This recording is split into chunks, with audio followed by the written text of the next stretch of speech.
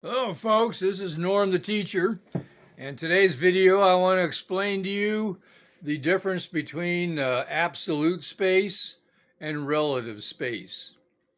Relative space is a space that people normally think of as a space.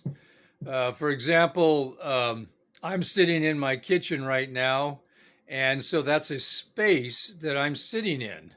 Um, but My position in absolute space has changed since you started watching this video. And Relative space is mappable. You can map relative space. Absolute space is impossible to map. Now, what absolute space is it's a space that you can think of in terms of it doesn't move anywhere. There's no reference point. With relative space, you have reference points. You can have a fixed object. For example, I'm sitting at my table right here, and I am in a certain position in relation to that table. The table and me stay the same as long as I'm sitting here. But my table and me in my house in the state of Nebraska, the United States, the entire planet, since I began this video, has moved in absolute space. It's no longer in the same position it was before.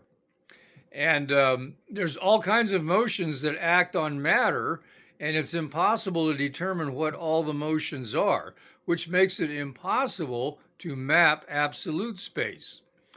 My uncle once said, well, you can do this, you can just look at the origin of the Big Bang.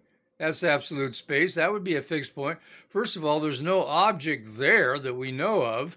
And secondly, who's to say that the amount of whatever it was in that area that was smaller than an atom that became the entire universe, who's to say that wasn't in motion?